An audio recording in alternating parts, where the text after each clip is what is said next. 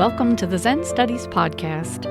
I'm Domio Burke. Gratitude to new supporting members of the podcast: Cameron from hope that pronounced that right, in Scotland, Mark from Toronto, Canada, Eric from Pasadena, California, and Jill from West Tisbury, Massachusetts.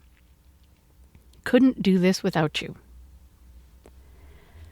So, this is the 6th episode in my One Reality, Many Descriptions series, in which I discuss the central Mahayana Buddhist teachings about the nature of what I like to call reality with a capital R.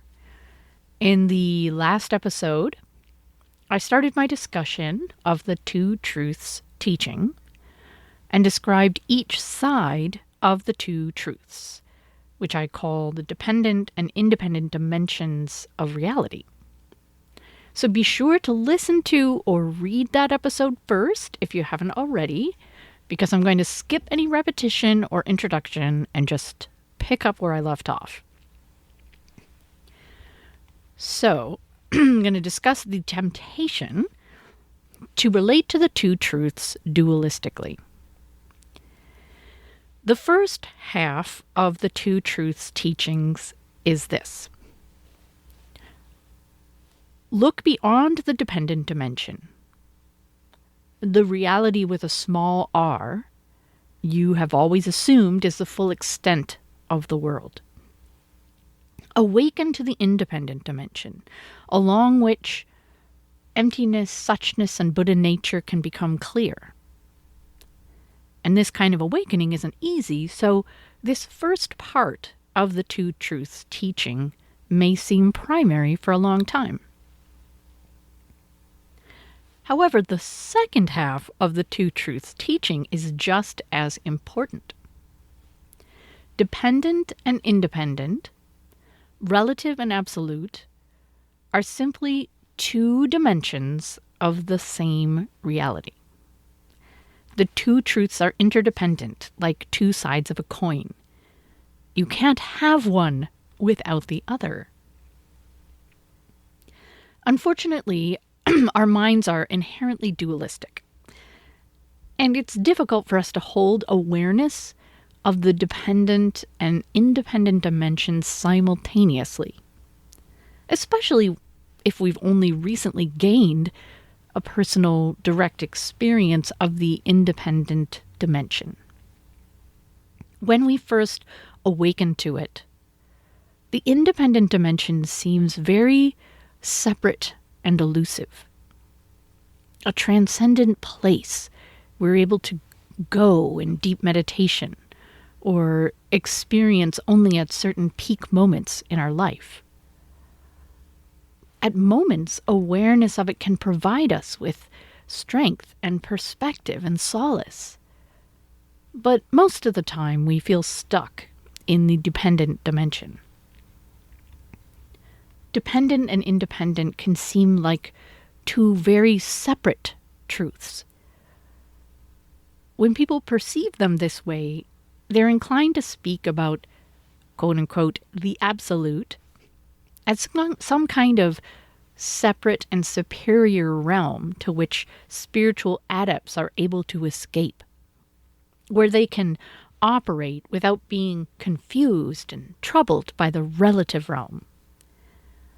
People will say things like, in the absolute, there's no division between self and other, so you aren't tempted to get angry. But in the relative world, you may need to stand up for yourself. Or, in the independent dimension, everything is precious just as it is. But that doesn't help the fact that in the dependent dimension, there are many terrible things we should not accept.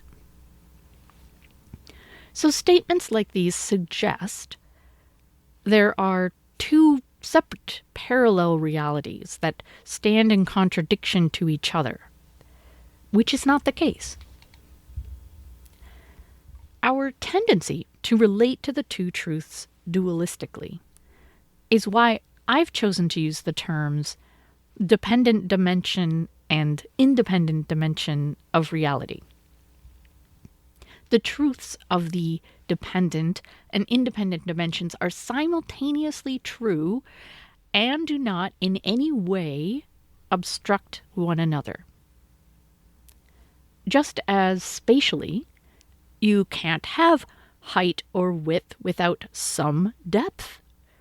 There is no such thing as a truly two-dimensional object.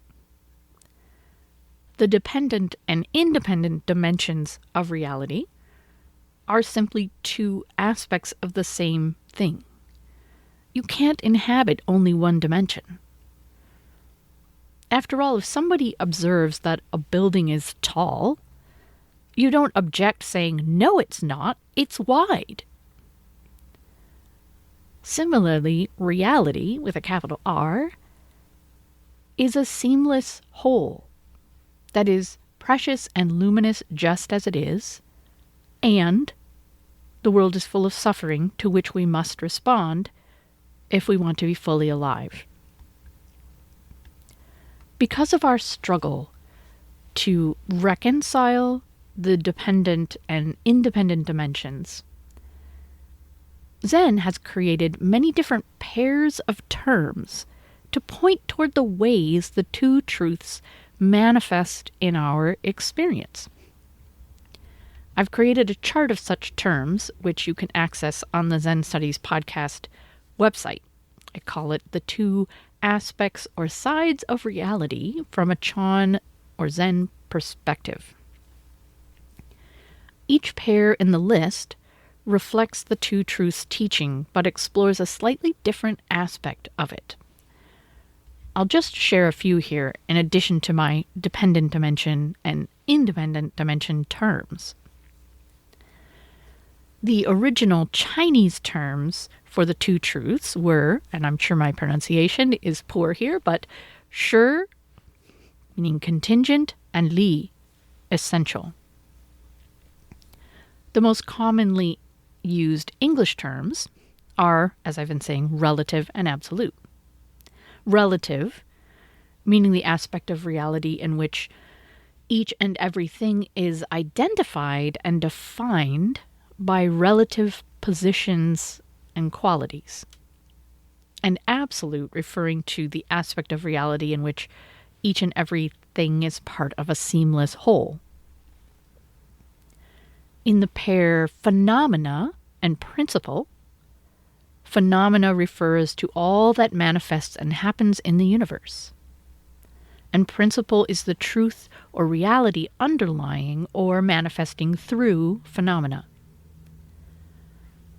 Another important pair is difference and equality, where in one aspect of reality there are effective and important differences between things, harmful versus helpful, deluded versus wise, etc.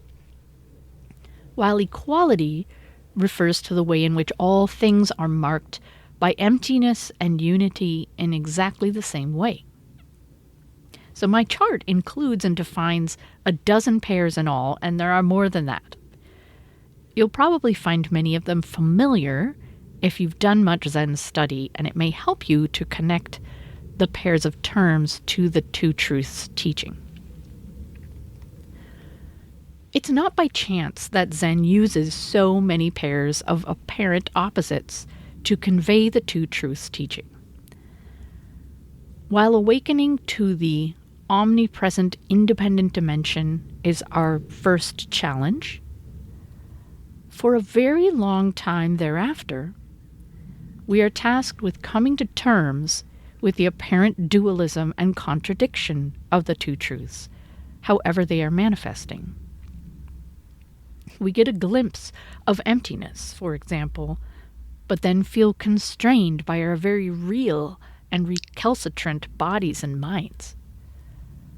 We get a taste of how all things are luminous in their suchness, but then the mundane details of our lives overwhelm us again, or we feel outrage or despair about the vast suffering in the world.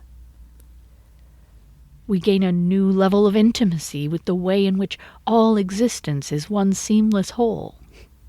And then worldly things like holding down a job or taking a shower seem pointless or unfulfilling.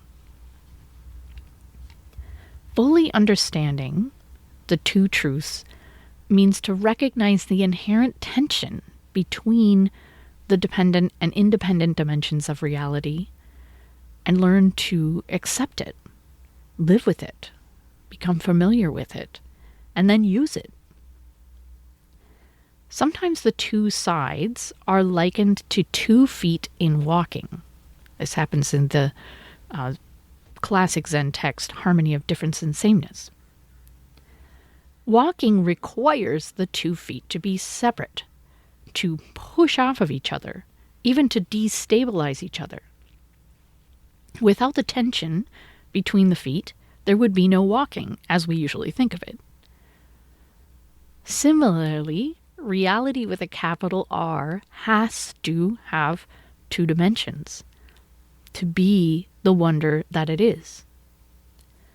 It's not simply an annoying or unfortunate happenstance that our universe manifests as sacred and mundane, the ideal and the actual, the one and the many. Although the apparent contradictions and inconsistencies can drive us crazy, such tension is integral to the structure of the universe. There's a Zen teaching that describes our process of awakening to and integrating the two truths. Chan Master Dongshan Longzhui is credited with formulating the 5 ranks, or 5 Dharma positions. For more detail on this, see Ross Bollider's excellent book on the subject, Dongshan's 5 Ranks, Keys to Enlightenment. Now, Bollider interprets the first 3 positions differently than I do here, which is the way I remember my teacher, Kyogen Carlson, talking about the 5 ranks. Now, sadly, Kyogen isn't around anymore to explain the discrepancy, and I'm sure he'd be able to. But I don't think the difference really matters. The point is that awakening to and integrating the two truths is a long and subtle process. So the first Dharma position is called the relative within the absolute. This describes the beginning of practice, when all we're aware of is the conventional, mundane world of appearances, the relative or dependent dimension of reality. The independent or absolute nature of reality, of course, is fully present, despite our ignorance of it. Kyogen likened this to a young girl who has no idea bicycles exist. The second Dharma position is the absolute within the relative. This describes the awakening of way-seeking mind or the thought of enlightenment. Somehow we become aware of something larger or deeper than the reality we've known so far, and we become determined to learn more. Kyogen compared this to when our young girl becomes aware of the miraculous phenomenon called a bicycle and can think of nothing else except obtaining one. The third Dharma position is coming from within the absolute. This is when we personally awaken to the independent dimension or absolute aspect of reality. When we comprehend the empty nature of all things, experience the falling away of dualistic distinctions, and see in what sense all things are part of one seamless, luminous whole. Typically, when we arrive within the absolute, we become pretty enamored of it. Kyogen likens this to our young girl finally getting her own bike and wanting to ride it from dawn until dusk, or at least gaze at it lovingly when she can't be riding. The fourth Dharma position is arrival at mutual integration. This is a critical part of maturing practice. Even though it's common for people to think the work stops at the third Dharma position. When we work on integration, we find ourselves back in the world of the relative, having to somehow reconcile our awareness of the absolute with the conventional mundane world of appearances and everyday life. Jack Kornfield writes about this in his book, After the Ecstasy, The Laundry. It may seem difficult at times to break through to a direct experience of the independent dimension, but it's actually much more challenging to integrate such an experience into your daily life in a fruitful way. You might compare this stage to our young girl having to come in for dinner or go to school instead of ride her beloved bike. But this is where our bike metaphor starts to break down, because we're generally much more attached to what we know of the absolute than a kid is to her bike. Just to complete our exploration of the ranks, the fifth Dharma position is unity attained. I don't claim to have any more than a limited intuition about what this stage is like, but the idea is that once we've completed the process of integration in the fourth stage, we function freely and skillfully in reality, without getting caught in any dualism between relative and absolute, contingent versus essential. This is sometimes called returning to the marketplace with bliss-bestowing hands, where we manifest the fruits of mature practice without it being anything special. Our young girl just uses her bike, picking it up and putting it down without a fuss. Clearly, then, dealing with the two truths can be tricky. If we get attached to one or the other aspects, we cause suffering for self and others and get stuck in terms of spiritual growth. Usually, we're fixated on the dependent dimension and preoccupied with pursuing pleasure, avoiding pain, or fighting for justice. When we only perceive the dependent dimension as real, our ability to access ease, joy, and gratitude are conditional. And in certain circumstances, we may find ourselves unable to access them much at all. Many people today contemplate the grim future of humanity and are overwhelmed with anxiety or depression. At times, it's tough to make any dependent dimension arguments that provide much solace. Sometimes, though, we're fixated on the independent dimension instead, able to retreat into just here, just now. We appreciate the preciousness of things as it is and find joy in simply being alive. But prioritizing the independent over the dependent, we can live in a false and selfish fog of equanimity instead of responding to the suffering in the world. We lose touch with reality with a capital R. We end up setting the truth of the independent dimension against the truth of the dependent dimension, because our puny human brains figure only one thing can be true at a time. When we're fixated on the independent dimension, we may be inclined to remind suffering people, say that God works in mysterious ways and all will be well in the end. We may tell people suffering injustice that if they just took refuge along the independent dimension of reality, they wouldn't feel so much pain.